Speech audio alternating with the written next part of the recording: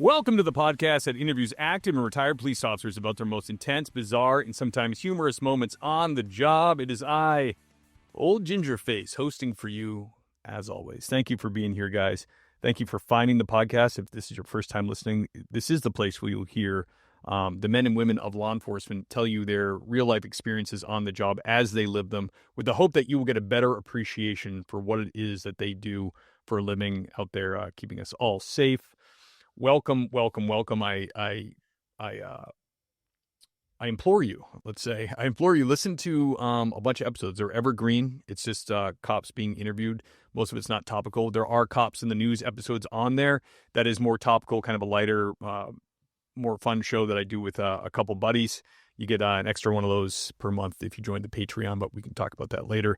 I don't want to hit you guys up with a hard ask right up front, but I do have a message from a very important new sponsor for the show, Black Box Safety. This is going out to my fellow officers, police admin, sergeants, training officers. It's a quick shout out to an incredible disabled veteran-owned business, Black Box Safety. They've just been awarded a nationwide contract through Sourcewell to provide point-blank body armor to law enforcement agencies across the country. Personal experience, love point blank. It's what we use. Just IMO. They're fantastic. All agencies receive a 38% discount on point-blank vests, shields, and helmets. Get your team geared up with the most advanced ballistic protection customized for your department. To learn more, head over to blackboxsafety.com. Drop them an email at sourcewell@blackboxsafety.com or connect with them on Instagram at blackboxsafety. Everybody, thank you, Black Box Safety. Love you guys. And you don't have to remember all that. That will all be in the show notes. You can click to get over to them. So thank you, Black Box Safety. Today's show, going to be a fun one. Got a special agent, 3-letter agency coming at you. We've had a few of these in the past. They're always really fun. They're really fun to me because I don't know much about the federal law enforcement game. And this guy's written a book, and I think you guys are going to really like him. He's, he did a crazy career there. He rose real high in the ranks. He retired from the FBI as one of the organization's 8 most senior executives. That would be FBI Executive Assistant Director after serving nearly 25 years as a Supervisory Special Agent who led global national security programs and oversaw sensitive technical operations across law enforcement and intelligence communities. Since retiring, he's written a book called Wanted, the FBI I Once Knew, great title, which recounts his unique experience rising through the ranks of the Bureau and offers how we can restore faith in the world's premier law enforcement agency. Without further ado, let me bring on the great Chris Piehota. Chris! Well, good morning, and I don't know about great, but glad to be with you and your audience. We're happy to have you, brother. You are great. I saw right away we got connected, and I saw the title of your book, and I said, damn, if that isn't how like every FBI agent I've had on the show feels. It's just it conveys exactly the kind of book you want to read about the FBI, in my opinion. Yeah, thank you. And when I was putting the title together, of course we went through various iterations, but I was telling my wife one day, I said, all I want is the FBI that I knew. And it kind of grew into that. And I think the FBI has gone through some changes over the years. It started after 9/11, the tragedy of 9/11. We had to make some changes because we had just had our tails kicked, right?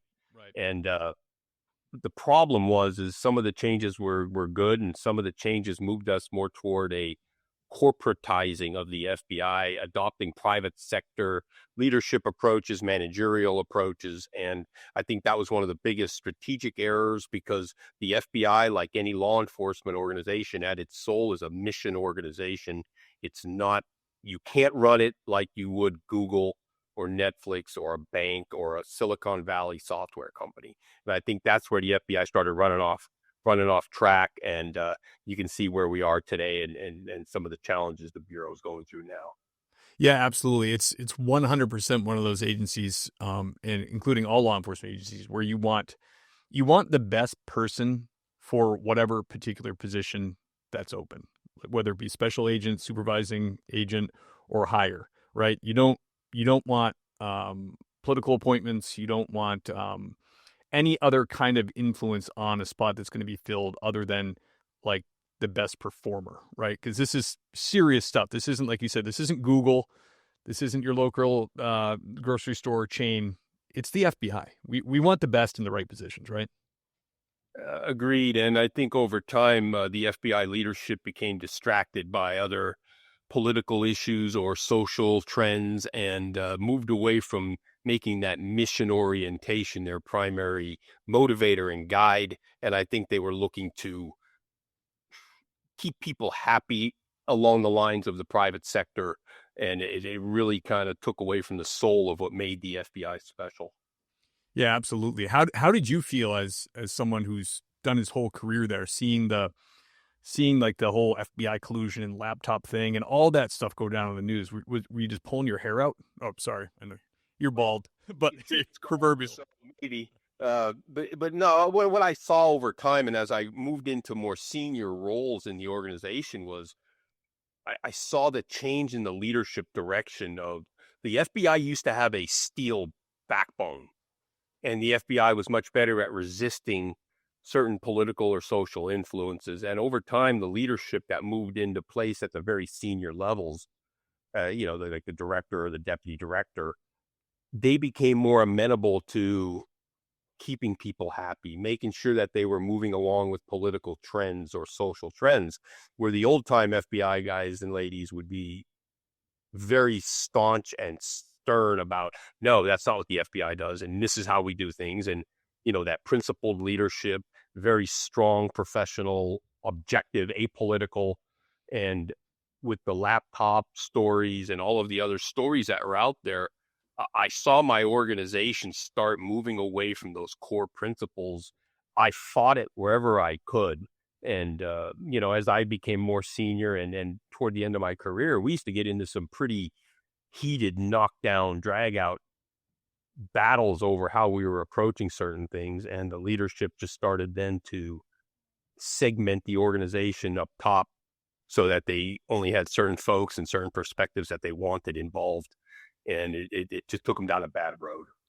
Yeah, it's unfortunate. That's kind of a good commentary on our culture in America right now. We only, the echo chambers we all exist in, where if you're not here, we all have that one friend that we know he'll give us a straight truth if we call him. And then we just avoid calling him because we want to make a decision that's bad that we want to do. And we know this one guy is going to be like, what are you, an idiot? Well, right. We'll compartmentalize him. Well, we talk about it, Steve. You don't ask the question if you know you're not going to like the answer. Right.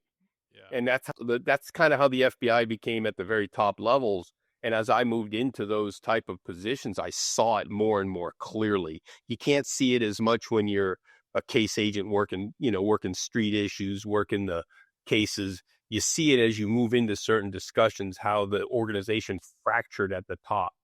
Yeah. And as certain issues became more prevalent, you could see where the FBI started taking a political lean, which is unacceptable. The FBI cannot have a political position. The FBI has to objectively and apolitically enforce federal law. The law is the law, and that's how it should work. And we moved away from that. And I think the organization suffers for it, and so do the American people. Yeah, absolutely. Yeah, I hear a lot of now. There's this crazy stuff out there about people making serious comments about like, well, we should fold up the FBI, or even we should get rid of the CIA. It's like, whoa, whoa, whoa. We need these guys. You have no idea how much we need these guys. We just need a little bit of a reset, and we'll be okay. We can't get rid of them. I agree, and that's what I think, folks. Our society's become very, I call it binary, right? It's either go on, off, whatever, and there's always an overreaction. You can't get rid of the FBI and the CIA and other parts of our protective infrastructure. They're necessary. They keep the American people safe, and they look out for the interests of the United States. But I think some of these organizations have drifted away from their core mission, responsibilities, and ethics and values. One of the things I spoke recently about with someone was, if I was to offer any counsel to a new FBI director, and mind you, I used to meet with the FBI director every day, every morning, a bunch of us would meet with him and provide him with counsel and guidance and information and everything about what was going on in the world. I would give the new FBI director 3 areas to look at immediately and deeply. One is the leadership environment. The leadership environment at the FBI is deficient, period. Second area would be the organizational culture that exists right now. The FBI is no longer the FBI of old that was, again, that stoic, professional, mission-oriented organization, the Joe Friday, Dragnet type of folks, right? Right. They've all gone. And the third area that I would look at would be the operational practices of the FBI. And I think what's happened over time as different types of leaders have come into positions, standards have been not lowered on paper, but reinterpreted. They're not being policed or administered like they once were. I remember when I came in, we were conditioned very quickly by the old breed agents on this is how you'll behave. This is how you represent the FBI. This is how you conduct the director's business. And there weren't any negotiations on that. Right. And it's just the same thing, like, for your, the old time, you got an old time cop as your training officer, and no, this is how you do it. Right. And this is for you. And one of the rules we were told was you will never embarrass the FBI, no matter where you are or who you're with. It doesn't matter what you're doing, because these people and the people before them, they worked blood, sweat, and tears to establish and maintain the FBI's reputation and standing. Yeah. So those are the 3 areas I would counsel an incoming FBI director to look at, because they have that kind of strategic power and influence that they can start looking at those areas. What do you think about someone like Kash Patel, who, and I admittedly don't know a lot about this stuff, but I read the articles about him and stuff, but like someone who's new coming in and really has kind of that attitude, how hard will it be for him if he's got a bunch of guys like guys in your position, the position you were in, that are kind of not on board with him? Or can he just replace those guys with guys he wants? Or well, if you see what's going on in the news right now, they've already replaced or they've already, I would say, dismissed the top leadership at the FBI. Okay. All the people in the senior roles like I held, they're all gone. They've been told retire or be reassigned or possibly be fired. And now they're going through the rest of the organization, looking at people in influential roles who they may not want to retain. So I think the current leadership at Department of Justice, the interim leadership before I think Pam Bondi, is confirmed and comes on board, they're plowing a road for Kash Patel, or, I expect that he'll be confirmed, but whoever shows up as the confirmed director, they're going to be given the ability to reshape and remake that senior leadership team to reestablish, again, the leadership environment, the culture, and the operational practices. So Kash Patel, he's got a good background. I mean, he's been in the government. He worked in the government channels for 16 years or so, worked at the Office of the Director of National Intelligence, Department of Defense, over at Department of Justice. He was on the Hill. He worked at the National Security Council. He has a good, wide background, and he has good knowledge of the threat environments that the FBI will encounter, both current and emerging.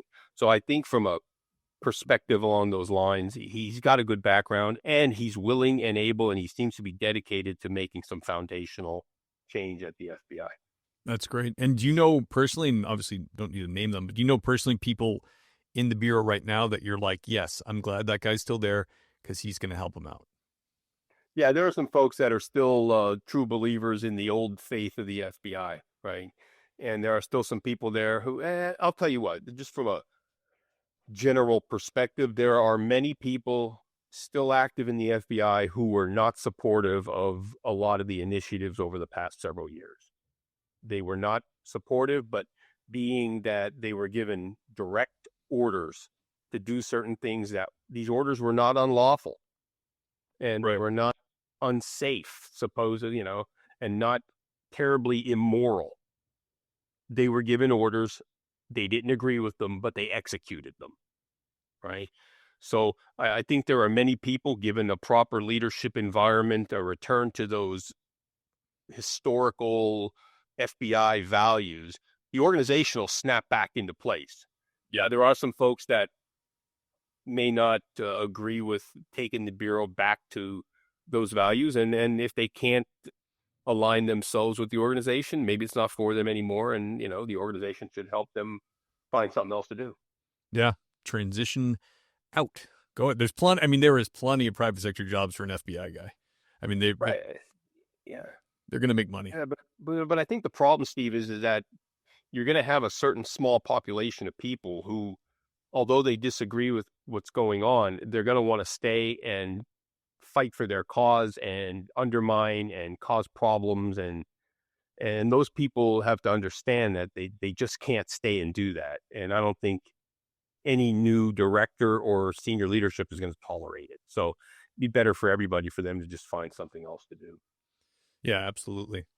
Chris, I have the 5 questions I usually ask everybody, and it's always a little different for a special agent because you're not running around shagging calls. You're making investigations and things like that. So the first one I ask is usually like a hot call, but do you have an investigation that kind of sticks out in your mind, that was, an early one, young agent that kind of just sticks in your head and was kind of, a hot call, let's say, or a good one? Well, I'll say this, and I don't, and I mean this. When I used to go out and give speaking engagements, I would tell people that the most powerful deterrent we have for crime, terrorism, or any other activities that are detrimental to our neighborhoods and communities is the uniformed police officer and the marked police cruiser. People think the FBI is kind of like Batman, right? That we're everywhere, lurking behind, corners waiting to stop crime. And that's just untrue. So I want to thank all my law enforcement brothers and sisters for being out there on patrol, overt presence, keeping our communities safe. Now, as far as a hot call goes, we really didn't operate like that. And you're right, we didn't have that type of engagement. One thing I would like to say, just from and it wasn't a hot call, but I want to highlight this for the audience. It happened not early in my career, but late in my career. And we were having a leadership discussion one day, and a couple of my guys stepped out during a break, and they came back in and said, "Hey, we got to talk out in the hall." Okay. And, I'm used to, in bad news, right? Right. So they said there was just and this was for the Parkland, Florida shooting and the Marjorie Stoneman School. And they said, there's just been a school shooting. And I said, terrible. Where, what, how, who, and where, what, why, all that. And they were standing there and I could see that they were kind of pale. And I said, okay, what's going on? And they said, we knew we had a call. We didn't take care of it, and we could have prevented this. Oof. So I said, all right, hang on a second. You can't, what's going on? And basically what it came into is that the FBI received a call from a family member of the shooter, said that basically he's going to go out and shoot up a school or something along those lines. Our people, using old technology, old practice and protocol, dated threat assessment, and basically weak leadership, took no action on the call. Oh, wow. And afterwards, we did an internal inspection review, and I did my own review with the branch that was in charge of it. And we failed on all levels. It was a systemic failure. So if I were to take any call that was really just late in my career, that was awful, that was one of them. Just getting that notification that we knew. Now, I'm not saying we could have prevented it, but we could have tried harder. And we should have probably tried to get our law enforcement partners engaged because they were aware of this shooter, because he had other behaviors beforehand that they were in contact with him. Maybe we could have changed his behavior. Maybe we could have got him some help. We could have maybe done some other things, but we failed the public that depends on us. So hot call, no. terrible notification. Yeah. And it was my Yeah. organization that failed. That's hard, man. I mean, how many? I mean, the country's what we got 350 million people here. How many calls does the bureau take for? I mean, you must get random tips like that Oh, are, and 75% of them are like garbage or more maybe. But how is that managed at the FBI?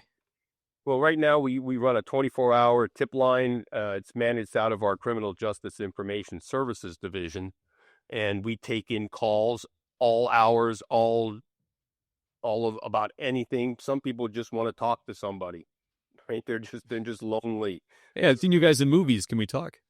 Yeah, yeah, and other folks want to provide us with information about their neighbors, and our people have to be trained to elicit information, sift out actionable or potentially actionable threat issues or crime problems, and then pass them on to the right people in a timely fashion for follow up and engagement, right? And we get tens of thousands of communications, and we also take them by email. So we're getting email communications, telephonic communications, and of course, we have to watch with the news tickers, whatever your flavor of news is, whether it's Fox, CNN, or whoever, to watch what's going on out in the communities, because there are times something will happen we won't know until we see it. Right. And so we're managing all those different streams of information. And like I said, it's complex, it's problematic, but this time, we failed on a systemic level. That was Man, that terrible. yeah, that's rough, and that's got to send the agency into like damage control mode, right? Oh, yeah, I mean, we were horrified. I had to go and tell the director and the deputy director what happened. And Director Ray was just on the job for maybe a month or two, and then people were already asking for his resignation.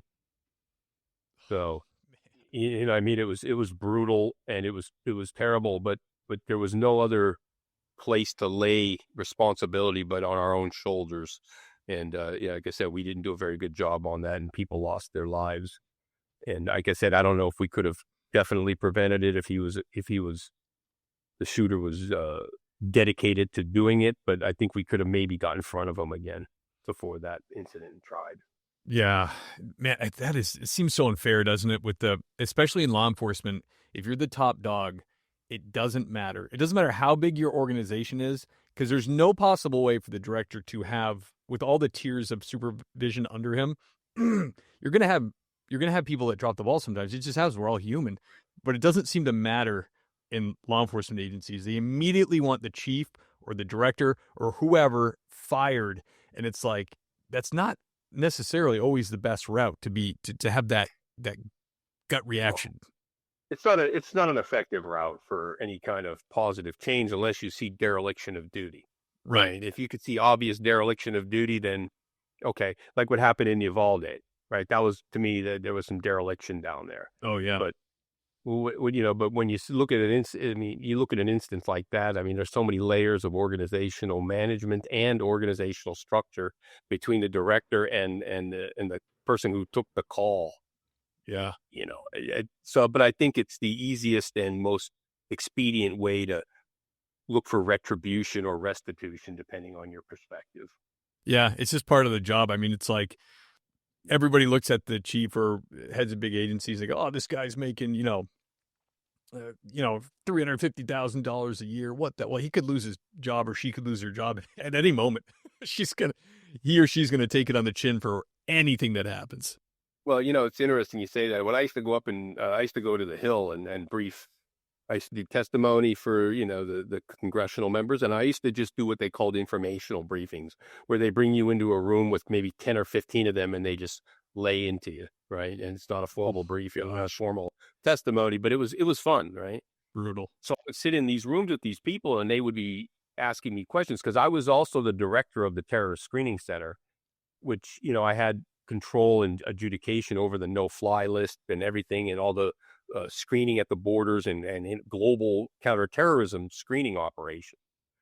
So they would call me up there and vent their displeasure and about things. And I looked at them one day and I said, "All right, you people are the same people that when there is no event or incident, you criticize me for trampling all over everyone's privacy and civil liberties.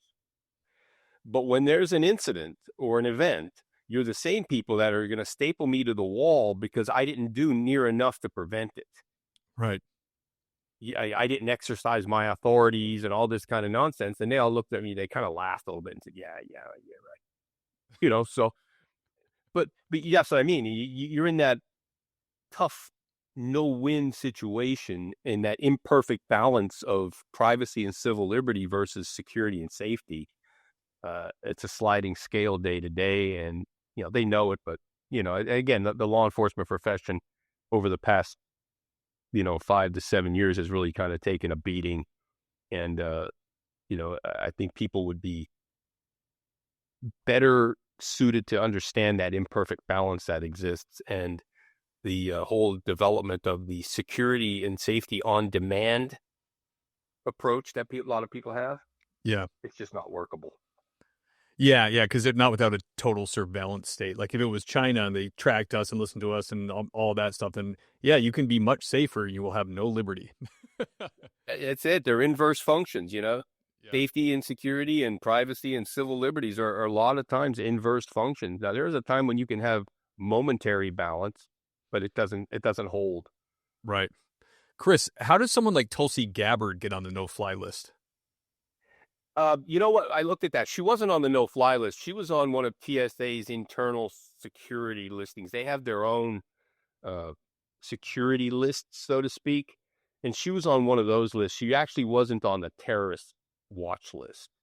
Everybody thinks automatically that you're on the terrorist watch list, but TSA runs their own internal screening parameters and their own screening lists. And she may have been listed as somebody who was, celebrity person of high profile or whatever, I'm guessing. But yeah, it wasn't the terror watch list. Man, I'm glad I asked, brother, because I am one of those people. I wake up in the morning with my wife.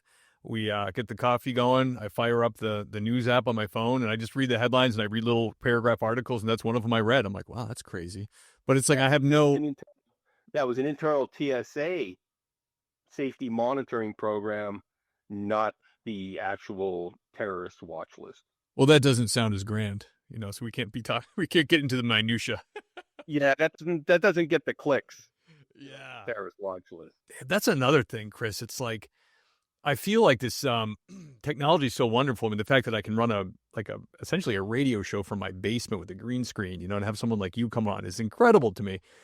On the flip side, it's like I can't believe a damn thing I read on the internet. I think a lot of people feel like me. You just feel like, man, first of all, I don't have time to go down 30 rabbit holes to really figure out what's true. So it's a lot of people, like a lot of talking heads, and I guess anything that's divisive is going to get more clicks. But the talking heads out there, even in the conservative world, are like, they will just take something and run with it like a pit bull with a rabbit. They just shake it to death. And the whole time you're like, this seems a little over the top. And usually if you look like really into it, it was way over the top. And there's a lot more nuance to it. It seemed easier in like the 50s when, Dad would wake up, he'd have the paper, it'd be local paper, he'd read it. You know what I mean? Now it's just like, what is saturated, right? Yeah. Saturated with information. Not only that, but I think over the past couple of decades, we've seen the death of the single authoritative source of information. Exactly. Right? There are no single authoritative sources of information anymore. Everything is very, I don't use this term, but it's all been democratized, so to speak, where everybody now has an input. Everybody can get on the internet and give you what their opinion is, and then they can take whatever circular reporting or factoids that they want, add context, and now it's news.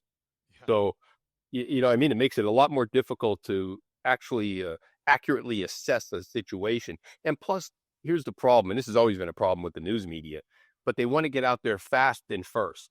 Right. Which as well as I do, initial reports are often inaccurate, emotionally charged, fragmentary, and they often come out to be incorrect once you can get an assessment of whatever situation's going on. Yeah. So it's tough, man. You know what? Something I learned from I listened to a couple of podcasts with journalists on them.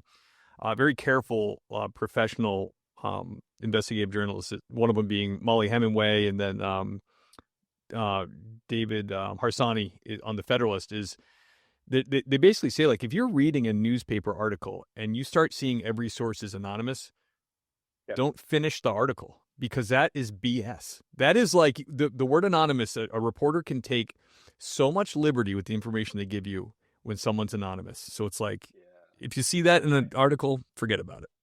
But I think that comes down to journalistic ethics, right? When everything in an article is attributed to a source close to the situation, or one of those other euphemisms they use, Right.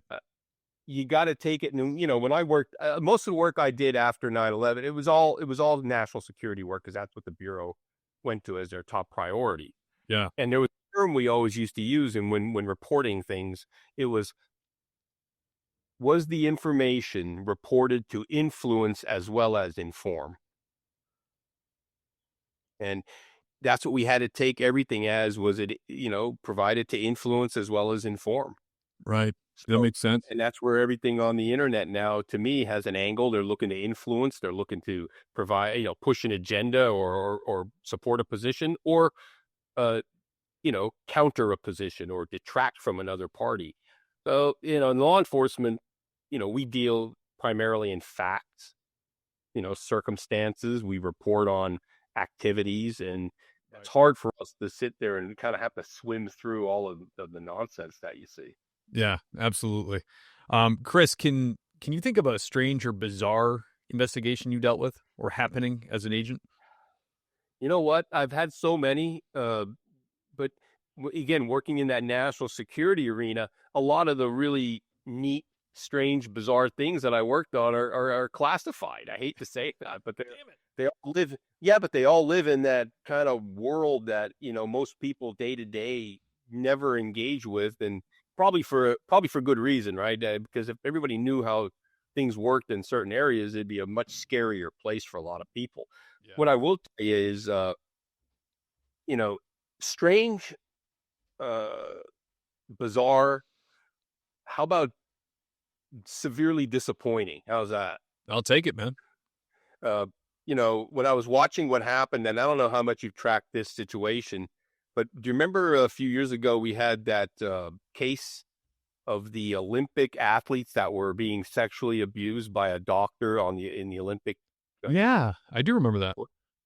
Right, a bunch of young ladies being sexually abused by a doctor, a person in a position of trust. They called the FBI for help, and the FBI did nothing. The FBI field office did nothing, and they were incompetent and inept, and some of them lied about their performance. Reportedly, one of the most senior guys there was trying to get a job with the Olympic Committee, so they thought there was some conflict of interest there, and I looked at that situation again. To me, it was bizarre that the FBI was called for help by a bunch of young ladies who were being abused, and we did nothing. We were incompetent. And the Inspector General's office actually came in and looked at it, and they gave a pretty scathing review. And I'm thinking to myself, everybody used to look at the FBI as the dragon slayers, right? Yeah. We were those people when no one else could help, when everybody else couldn't, was exhausted their resources and capability. You call the FBI, and we failed spectacularly on that situation. And bizarre to me that field office culture was allowed to exist, that headquarters knew about it and did nothing, that coordination between field offices failed spectacularly, just on all levels. It just failed. Yeah. And I did an assessment on that case, and I looked at it and said, did we learn anything here? Obviously not, because then we moved over into the Crossfire Hurricane investigation that again tainted the Bureau's image, the trustworthiness, the confidence of the American people. And that's when I talk about the culture, the operational practices, the leadership environment. Bizarre to me that our leadership allowed those things to happen. And it kind of, again, moved us toward where we are today, kind of questioning where the FBI goes from here. So again, it was bizarre to me that we allowed that to happen. I wish I could share some of the more interesting national security related things, but I will tell you this: I worked in the area of counterintelligence technical operations for a while, and the folks I worked with were just simply phenomenal. And we competed in great power struggles with our international adversaries on a day-to-day basis that the American people had no idea that there are these warriors out there doing these things day to day in that spy world, and the great power competitions that are looking out for them. I wish I could tell a little bit more about that, but maybe not in this forum. But rest assured that the men and women of the FBI who work in those fields are out there fighting those fights every day, every night, all the time on their behalf. Yeah, it's good to know. I mean, it is tough that they're it's the same philosophy kind of exists in policing in towns and cities that I've seen. Some towns and cities will put everything in the newspaper. They'll notify a reporter about everything that happens, and the idea is we want you to be grateful for us, and we want our budget approved because. But the flip side is it scares people. So other places that maybe have something else to protect that's a little different, maybe they have a tourist industry or whatever, you can have their cops doing very serious things. And they will, and this is true for big universities too. I've seen it firsthand. Something very serious, stabbing, shooting, something will happen, and you may never hear about it. They will not contact the paper. They won't talk to the press. And if they can get it not heard about and it's just a rumor, that's what they do. But then they don't get the pats on the back. They don't get the money. It is a double-edged sword, you know what I mean? And one of the things I used to tell folks when I was at the terrorist screening center, I used to tell them that our job as a protective national security function is to maintain the status quo, is to provide community safety and security, let people live their lives day to day without fear and anxiety. Right. No one is going to come to our building at any point and say, hey, great job, guys, nothing happened today. Because that's our job, right? Yep. So when you're looking for accolades, it's not going to be there. The only time people know about us is when something doesn't work right. When there's a problem and we failed somehow, then everybody will know about us. So kind of law enforcement has that just same general practice. And you bring up a great point about the balance of getting the attaboys and attagirls versus what? That stuff's going on in our community. And yeah, it's a tough balance. And I don't envy law enforcement leaders on the state and local level for their having to manage that. We were kind of protected from it a little bit on the national security side of the federal government. Right. Yeah. Yeah, it is. I mean, and to be fair, they did tell one of our instructors right before graduation did tell us, ain't nobody patting you on the back. No, this is going to be largely thankless, but you will have the supporters in your community that bring the cookies in and that say thank you and all that stuff. But largely, you will be unappreciated. Well, I would actually appreciate being unappreciated, not scorned and hated. Yeah. If we can just be neutral, I'm good. If I just could be treated with indifference and apathy, no problem. I'm good there. We'll take that at this point. Chris, can you tell us about a very intense investigation you did, one of your more intense ones? Yeah, I mean, there was nothing more intense in my career than the 9/11 incident. I was stationed in the Newark field office right across the river from New York City. And the morning of 9/11, I was sitting in the office and I could see the smoke rising from the first tower strike out my office window. And someone came running down the hall and says, hey, an aircraft hit one of the towers. And we all thought, wow, that's going to be a bad day. Hope too many people weren't hurt. We thought maybe it was a small commuter plane or, whatever. That, because it's happened before into these big buildings. Right. So it's a hazard. And we thought it was just an unfortunate circumstance. And then, of course, the second tower strike happened. And then, we were off to the races. So that was probably one of the more intense parts of my career, because the whole world changed after 9/11. The FBI changed significantly. It was ripped from its former position as being a cops and robbers and law enforcement organization to then becoming a domestic security and intelligence organization. And one of the things I tell people when I talk about it is we failed to see the operational horizon, right? We didn't see the threat environment coming. We thought those were things that happened overseas. We weren't looking for that spectacular type of attack. They were better than we were. I mean, they planned, they executed better. We couldn't stop them with our bureaucratic checklist security measures. And I tell people what was heartbreaking is that they were better than we were. And as a result, people who depended on us lost their lives. People lost loved ones, family members, close friends, because the organization, we weren't good enough. Yeah. And that's what was, and you want to talk about intense. I mean, after that happened, we were out till 3, 4 in the morning that same day. We were rounding people up to do interviews of people in Giant Stadium. Wow. They opened up Giant Stadium. We had people in there. We were just interviewing people that were seen in certain places. And northern New Jersey and New York became a police state when you had fully kitted out SWAT teams walking the streets and checkpoints everywhere, marked police vehicles blocking roads. And I mean, it was insane that we were in the United States when that was, and those kind of practices were put in place immediately. And if you, and I not say this properly, we had the opportunity to go across the river into where the Trade Center zone was, and the destruction and the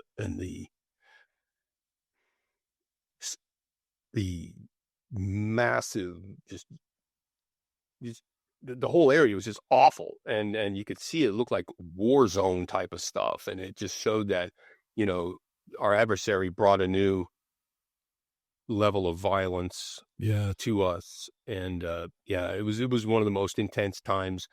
And then afterwards, trying to detect and prevent any additional attacks that might have been planned as a follow-on to the 9/11 incidents. It was a sprint for years that the FBI, and I went, and I was part of it on an international basis, that it was exhausting and very intense, and that it caused a lot of change. Yeah, yeah. It's interesting you say I never thought about it like that, but going from like a cops and robbers type bank robbery and organized crime focus to like getting thrown into like, being more like the CIA almost, like more like, gathering intel and like trying to prevent international threats. That is quite the shift. I listen to a lot of like analysts from the CIA and every show you could probably imagine that talk about this stuff. The scariest thing I heard recently was that like Osama bin Laden kind of did this, and his face was on the news like that night, like they knew it was him and he took credit for it and all that. But his son, they're saying now, some of these CIA analysts I listened to are saying his son is actually in charge now, and they all kind of work together under the umbrella of Al Qaeda, and not interested in credit. He lets his little cells take the credit. They're much quieter. They are definitely planning with the way our border was. They definitely have lone wolves here and any other kind of cell you can think of, and that just scares the piss out of me to think that Well, these guys are here now.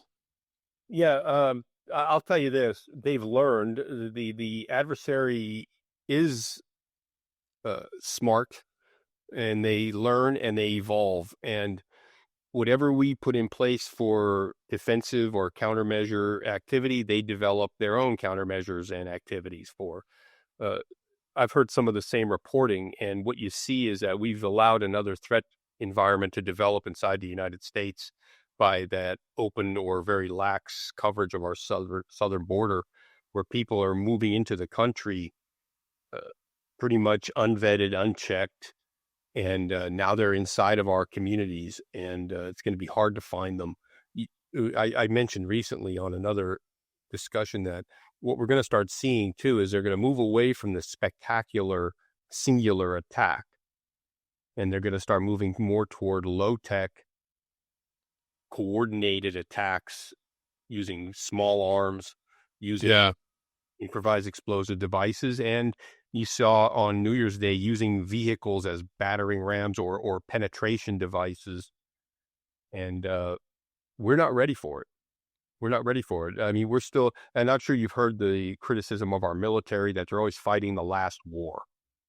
Right. Well, what we have to look at for law enforcement and our domestic security or intelligence people, are we stuck in the last threat environment? We're still looking for another 9/11, which of course we have to prevent. Right. But now the adversary is going to change tactics, and they're going to start using some of what they call those like Fedayeen style attacks, where these people are going to be willing to engage and fight Right.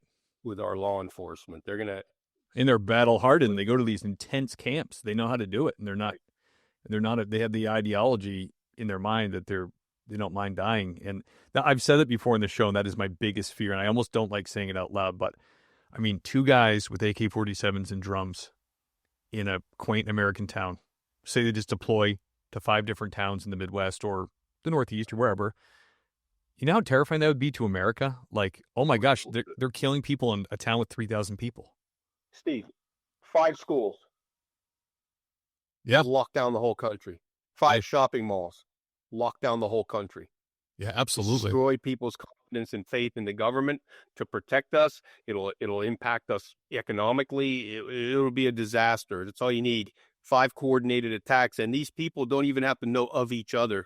They can just get word from some central control area. Here's the date and time. Here's your target. Go.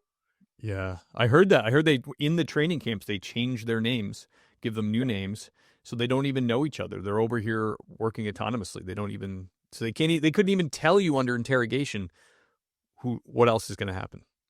And it's that cellular guerrilla type of fighting that we're going to start seeing, where these people are, you've heard the term leaderless resistance, right? That's what they're moving toward, and they've learned over the past so many years that we're pretty good at certain things. So they're trying to figure out how to go, okay, they can't beat our high technology defenses. They're going to go low tech, and they're going to beat us there.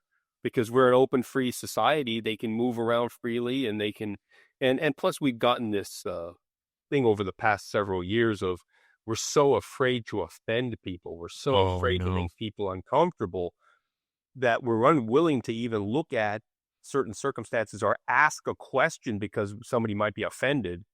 And now we're putting ourselves at even a greater disadvantage, and our law enforcement community, I mean, they've been pretty much emasculated and beaten to death over the past several years.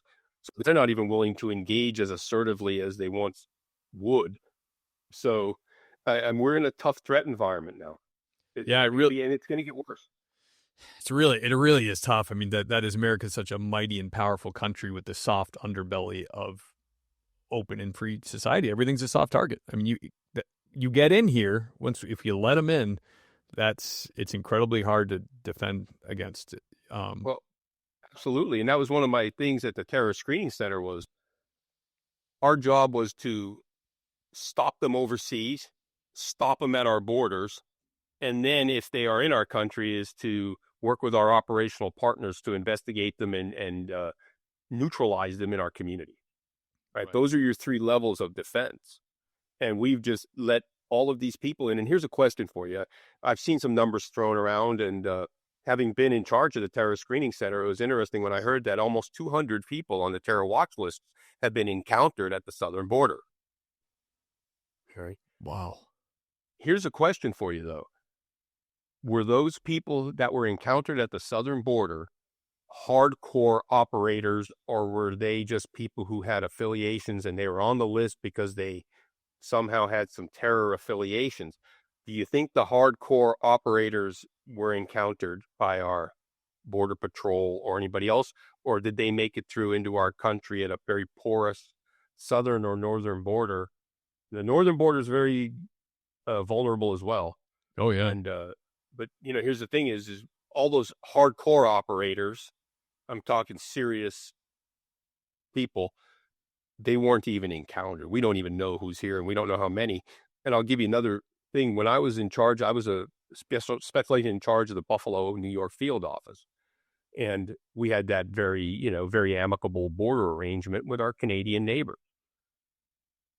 Problem is we couldn't cover we couldn't cover the border because, and people are going to be surprised at this, but the Indian reservations up in that part of New York State, we couldn't cover the security of people moving across the reservations in the wintertime because the water would freeze and you could walk right across the bodies of water. Oh And we boy. couldn't cover it. Yeah. Yeah, that's a lot of land up there. Yeah. And I mean, even if you do encounter one of these killers, one of the foot soldiers, if he's fresh out of a training camp and they've changed his name and he's never been encountered by U.S. intelligence, they wouldn't know him if they're looking at him anyways, right? Right. That's absolutely true. These people are they're being trained more like counterintelligence operatives than they are just overt terrorists. Right? They're not walking around with guns slung over their shoulders and the kafiyas and the usual garb you think of when you think of those guys. No, these people are educated. They're smart. They're given tradecraft. They understand how to interact with us and then how to interact and avoid law enforcement and security people. They understand how to do it. They've been trained and they've been oriented to the operating environment in the United States. So the problem we have is people still have that thought process of they're going to be running around like a bunch of terrorists looking like terrorists with weapons slung, and that's just not how it works. Right. Yeah, like South Park with the turban going durka durka durka. Oh, there's one. It's like, yeah, in your Volkswagen van from the 1970s and 80s, zipping down the road with guns hanging out. No, that's a stereotype. It's funny, but it's not how they do business. right. Yeah. Well, that's absolutely terrifying, Chris. Um, oh man. Let me switch gears a little bit. Great info though. Did you ever have a heartwarming encounter as an FBI agent, or it came up?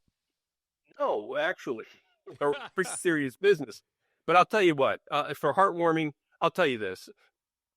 There were two issues that one of them when I was in Buffalo, I got invited to, as the head of the office, I used to go out and do a lot of public speaking. I got invited to a luncheon for World War II veterans. And I got to go in and see and meet these people. And a lot of these gentlemen were at advanced age. So, I thought, the chances of me ever seeing them or meeting them again was, questionable. But I got to see these people and talk to them and see how interested they were in what the FBI does for the communities and everything. And to see these people who went to war for our country. And again, they were that greatest generation. To me, that was one of my more memorable speaking engagements that I was fortunate to do with these folks, because you don't get to meet with these people very often because they're at advanced age. Yeah. They don't get together very often. And not only that, but we're losing them as a generation day to day. Right.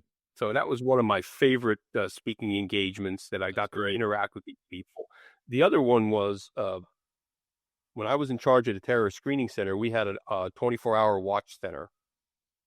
And these people worked 24 hours a day, 365 days per year. Didn't matter.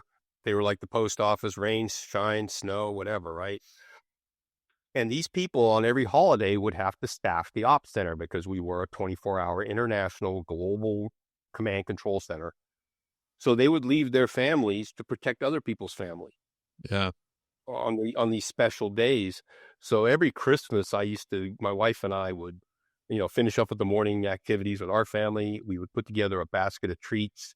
Nice. I would go to the center and I would come in. My wife and I would walk around, shake hands, and, bring the treats in for them. So they get them good and sugared up, so they were, hyper and alert.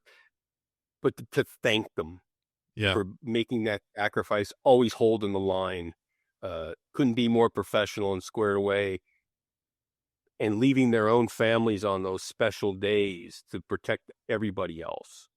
So for me, that was a what you would call a heartwarming thing, that we can go in there and see them in that environment during those special times a year. Yeah, that's great. Yeah, and the rest of my time with the FBI, like I said, not a lot of heartwarming, very serious. It's always a Very tough one. It's the hardest question. yeah, yeah. Law enforcement's a tough one because you can have some great human interaction, but a lot of it is, man. I tell people, I used to look at my folks and think that these people venture into the swamps of society every day, right? It's hard, and they're asked to do things, and they're asked to go places and do things that are just they're corrosive and tough. So, those were some of the things that came to mind. I know that's not a heartwarming part of the investigative world because there really No, weren't any that it's I can perfect. recall. It's great, man. And you were a big boss man, so the fact that you did that is really cool. It probably went a long way with the troops. Um, You know what, Steve? I couldn't see not doing it, right? Because these people worked themselves to the bone to make sure that everything was done properly on time every time. Because I told them our margins for error are people's lives and livelihoods, yeah, and they took that very seriously. yeah, that's great, man. Yeah, it's the heartwarming question is like, some of my favorite ones. I wish I can't remember the guests. There's been so many, but some of them are just like, especially in law enforcement, like, yeah, I got one, and then it's like something like, a lady's head was shot off, and the kid got covered in blood, and I took him to the station, cleaned the brain off his head, and when he was 18, he came in and thanked me. It was really nice. I'm like, woo. Well, that I could see how that was heartwarming, but You know what? For those guys, though, that was impacting. I'll tell you one thing. My people would, I used to have to deploy people to every mass shooting that happened in the country. And my people would go in and they would do the victim recovery. They would do site processing, shooting reconstruction, because I oversaw like the FBI laboratory functions. yeah, And those same people, they did that stuff all the time. I mean, there were only so many people we had that were qualified to do those kind of scenes and to conduct that type of activity and evidence recovery and things like that. So yeah, when I would talk to some of them, man, it was just, you know, that's a tough line of work, brother. one time I actually asked, we had maybe 3 or 4 mass shootings in a very short period of time. I asked my lab chief, the guy, the assistant director down there, I said, are these people okay? We keep sending the same people to these things. How can they, again, corrosive, tough environments, Yeah, but again, professionals. And they would come back and they would talk about, certain things like you mentioned, having to do victim recovery and things. And, but I knew guys that went out. Remember when the USS Cole was bombed in the Gulf of Aden? yeah, They had to go out and they were helping like recover sailors' bodies out of the wreckage and all that kind of stuff. It's just awful. So when you hear a story like that, man, it's brutal. yeah, absolutely, brother. I mean, one thing that like came to my mind when you said that is, I remember at Newtown, the school shooting, and then they were all you guys were in there for like almost 2 days sorting the children's bodies out. And I remember thinking, seeing the news and going, the fact that we can even have people that do this like on a regular basis is completely amazing to me, because I think I would be a basket case. You know what I mean? I have kids myself. If I had to sort through 20 dead children, like I guess we're all built to do a mission. That wouldn't be mine, but man, my hat's off to those people that actually go out there and do that stuff, because that is just brutal. Yeah, nothing but respect for those folks. And I'll tell you, like we used to have to watch the videos from some of the events that happened, and you could it was just awful. Yeah, So watching the events from the internal cameras and things like that. So yeah, my hat's off. Nothing but respect for those folks. absolutely. Chris, popular question on the show, and I'm going to curtail it to you because I know there's plenty of people listening that are thinking they want to go federal. I even have cops on that are telling as their advice to go federal. So, what advice would you give to a young person, or maybe somebody in law enforcement thinking to go to the federal side to work as a special agent with the FBI? Well, I'll tell you what, the FBI is going through a tough time right now. I don't know if you've seen some of the news. They're having some personnel changes, dismissals of personnel, and They're looking at a new director, new deputy director, and all of the senior leadership at FBI headquarters has been excused, right? So the organization's going through some change. What I would tell people right now is do not become hypnotized by those things. Look at the mission of the FBI and decide if you want to be part of that protective, preventative law enforcement community. Look at the mission you're trying to join.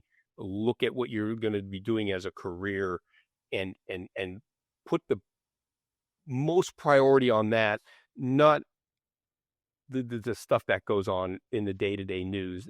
And Yeah. I think that, when you look at law enforcement or, firefighting or whatever similar type of career as a calling, you have to do it as a mission calling. You have to let it consume you or it will destroy you, right? You have to look at it as, you're there to protect other people, to do the right thing, to maintain society, keep faith in our legal system and fairness and objectivity, all those things. And I think we've gotten away from that a little bit. And I think we've drifted away from the law enforcement calling as opposed to it's a job. And I used to tell people, hey, we're not bagging groceries here, folks. Yeah. We are society's protectors. And we're protectors of the faith when it comes to the stability of our nation and in our society. And people just they don't see it that way anymore. So the only thing I would tell people is think about what you're looking to join and think about what you're looking to do. If you want to be part of that mission and you want to be part of that protective infrastructure so that other people can live great lives, hey, by all means do it. Make sure you stay away from, like always, stay away from the drugs. Yeah. Don't get yourself disqualified. It disqualifies so many people. Stay away from, getting in trouble. And, I tell folks all the time, you work for the FBI, you got to have a top secret clearance. So a lot of folks can't make it through the polygraph because of some maybe poor choices they made earlier in life, right? Sure. So I always tell them that stay out of trouble. If you think you want to do this, stay out of trouble. And lead a just decent existence. I mean, the FBI knows that not everybody's up for sainthood, right? But there's a certain line that they won't cross when it comes to maybe past indiscretions. So I just say that make it a calling, not a job. Stay out of trouble. And here's another question people ask me: what kind of college degree should I get? And my answer is always, what are you interested in? Because if you get a degree for the FBI and their hiring priorities change, or say for some reason you don't make it through the background screening, now you have a degree that you're not interested in and that they don't want or they don't need. Yeah. So now you've wasted a lot of time and resources doing that. So I said, always get a degree that you're interested in case you don't make it to the Bureau. For some reason, you have a degree that you can work with and do something else, beneficial for society. So those are usually my big ones for folks. Be in good physical condition, all the usuals, right? Right. Can't show up, Don't be a fatty. Terrible. Yeah, you can't be physically disadvantaged, we'll call it. Some folks show up and they think they're going to be sitting at a desk, which that's part of the job, but you also have to be out there ready to take care of business because you are a law enforcement officer and, you may have to put hands on people at times. So, the folks just got to understand it's part of the mission to keep our people safe and to, uphold here's the FBI's mission statement: to protect the American people and uphold the Constitution. That is the bottom line. And in order to do that, the FBI combats national security threats and crime problems. Right. That's as simple as I can make it. If you want to be part of that, God bless you and, good luck. One last thing, and I saw this happen a few times to people. Yes, you will have to carry a gun. People, I think that's part of the benefit. I want a gun and a badge. Well, there are people who showed up at the FBI, and I kid you not, I didn't know I had to carry a gun all the time. Wow. Yeah, watching the wrong movies, sister. I remind them of the fact that you will have to carry a gun. You're a police officer, by nature, Yeah. right? Yeah. So you're gonna have to carry a gun. And some folks, like you said, they actually, I had in my Quantico class, there was one lady. She was an attorney, smart lady, very capable. When we got to a point where we were doing firearms, and then they gave us the old street survival block of training, right? Showing some unfortunate situations that police have been put in. Sure. She resigned. She left. She goes, I didn't join for this. I didn't join, to carry a gun all the time and go out and, engage with people and be shot, and all that kind of shot at. And It sounds like she'd be a good analyst or something, you know? hey, you know what? She would have probably been a phenomenal analyst, but that career field wasn't prioritized until after 9/11 for them, Gotcha. you know. Uh, And I'm sorry. Go ahead. no, I was going to say, man, some words of wisdom there. And I think that people should know also about FBI. It's huge, and there's a lot of specialties. Like I mean, you could be on one of the old school robbery squads, right? You could work with cities and towns that are chasing down bank robbers.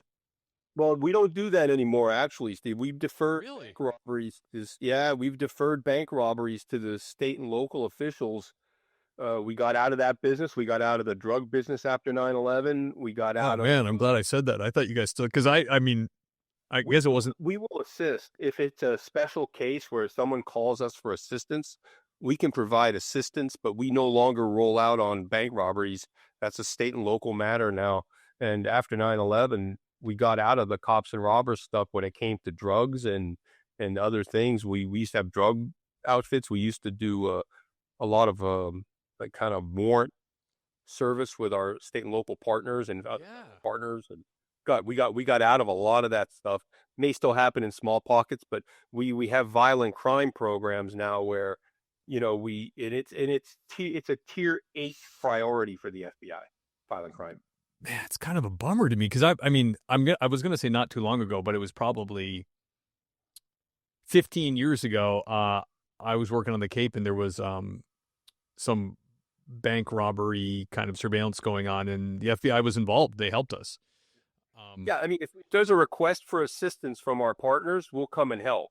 Say you got a serial bank robber crew, or say you got some kind of special circumstance, the FBI will come and lend assistance, right? Oh, okay. But we don't just roll out when there's a bank robbery now. It's just it used to be that we rolled out on them all the time. Oh, okay. I gotcha. Geez, I'm giving people all kinds of bad information. I'm glad you're here. It's not bad information. It's just we don't do it as a primary investigative program anymore. Okay, gotcha. But we will support and assist if there's a special program, and you know and we get asked by our partners. So I know we're running up on time here. Can I give you one last little story just to kind of Absolutely. tell people like my FBI changed over time, and we have to get it back. Yep. We have to return that FBI of old. We need a little bit of a back to the future here. Yeah, absolutely. And the FBI of old was an FBI of course, nobody's perfect. We had a lot of sinners and saints and sinners Right. in the organization, just like any law enforcement organization. But we had a certain organizational culture that made the FBI what it once was. And I'll tell this little story about how things changed, and it made me kind of sad. Before I had retired, there was a law enforcement function and an evening function. And there were former directors were invited. Director Free was there, Director Webster was there, and a bunch of other law enforcement royalty, right? So the night's over, and I'm leaving. I had driven a car over and parked it a couple blocks away, and I saw a bunch of people standing outside of the venue, milling about smartly, and there was an older gentleman in the middle of them. So I walked over and I said, "Hey, what's going on?" And it was former Director Webster, who at that point he's probably 95 years old. Oh, wow. And they said, then there was some agents there kind of fumbling around on their phones, and kind of you could see they were kind of stressed out. And I said, "What's going on?" And they said, "Oh, we're trying to find him a ride." I said, "Well, why don't one of you guys give him a ride?" Yeah, really. He's going across town. You give them a ride. Yeah. And they said, well, we're not allowed. And I said, what do you mean? And they said, well, we asked our general counsel, which is the lawyers, and they said giving him a ride is not authorized in a government vehicle. Oh my. So I'm looking at him and I'm thinking, he's a former director. And not only that, but he's an elderly gentleman. Right? Yeah. There's so many slaps in the face going on here. Okay. So I'm looking at them and you could see that they're worried about this. They're trying to help. Yeah. But they were scared. They were scared of getting in trouble, some administrative nonsense that they were scared of. Yeah. Which made me believe immediately these were not either old breed agents or the products of old breed agent training. Yeah. So I said, look, my car's parked up here a block or so away. I will give him a ride. Just stay with him until I return. So as I'm getting ready to walk away, a buddy of mine walks out. Phenomenal dude. And I tell him, hey, what's going on? And he said, hey, I said, please stay with the judge till I get back. Yeah. So he said, yeah, no problem. So I pull up. My friend walks out. He blocks traffic. We get the judge in the car. I take him across town, drop him off. I make sure he gets into his destination safely, and no problem, right? No issues, no nothing. I take him easy. So the story for me is that we have a group of FBI agents. I think this is pandemic or epidemic, depending on how you want to look at it, across the organization, who are scared. They're scared of administrative nonsense. We've sedated these people to the point where they wouldn't even do the right common sense thing for an elderly gentleman who was the former director of the FBI. They wouldn't give him a ride because some lawyer said it wasn't authorized. And first thing is, lawyers aren't supervisors. They're not in charge of anything. They have no authority to tell you what you can and can't do. Right. Second thing is, I told them, I was thinking about this. The fact that you even asked permission, I saw was kind of weird. Yeah. And here's what I kind of boiled it down to this. And this is where I think my FBI changed and we got to make a comeback. How can we expect FBI agents to make difficult decisions, to go to dangerous places and do dangerous things and engage with dangerous people on our behalf when they're all scared of getting in trouble? That's a leadership failure at the highest levels, that we have driven an administrative supremacy on the organizations, where I could tell you right now, a bunch of the old guys that I came up under, they would have said, yeah, we'll give you a ride, sir. And if there's a problem, we'll deal with it later. Right. Yeah. If anybody wants to know, yeah, we gave him a ride. It was the right thing to do. But that's not how things are now. And that's why I think the FBI's lost its edge and it's lost its steel in some areas. And we got to get it back because the world's becoming more dangerous. The world is becoming more unstable, and we need our FBI, but we need a better led FBI that'll get back some of those old breed agent behaviors. Yeah, absolutely, man. That's funny you were telling that story, and I just got a German Shepherd puppy, and the breeder's very knowledgeable, and it's my fourth one, but I'm always interested in dog psychology and how to raise the puppy the right way, and it's been a while. And they will tell you about disciplining a dog versus breaking its spirit. If you break its spirit, you'll set it up for a lifelong fearfulness. And you want your dog to love you, not to necessarily fear your reactions all the time. And when you were talking about that, because I just was reading this article with my wife about that, I was like, yeah, that's totally what's happened to law enforcement. It's in the police world too. You see guys running away with their guns out behind them, being chased by a guy with a knife. And you're like, shoot the guy. Shoot him. It's okay. This is when it's okay. Yeah. But they don't want to get hemmed up. Yeah, they're all afraid. So that's why, and thank you for putting my book cover up there. But that's why I wrote this book. I wanted to, again, relay some of the things I learned as an FBI special agent from the old breed and, put it out on paper, let folks read it if they're interested. And I also talk a little bit about where the FBI ran off track after 9/11 and how they started moving the FBI toward being more of a corporate function, right? They wanted to run the FBI like a private sector organization like Google, or Netflix. And that is not, the FBI is not at its soul comparable to any bank or Silicon Valley software organization. Yeah. Yeah, And I think that's absolutely. where it kind of moved us down some dangerous and unproductive roads. And the FBI leadership became much more, I could say, amenable to following political trends and social trends and not maintaining the FBI faith that everybody depended on for decades. It sounds fascinating. Wanted, the FBI I once knew. Checked it out on Amazon. It's getting great reviews, man. So you're off to a great start. Yeah, you know what? I think folks have been kind. A couple of dissatisfied customers, but folks have been very, very kind with their reviews, and I appreciate their feedback.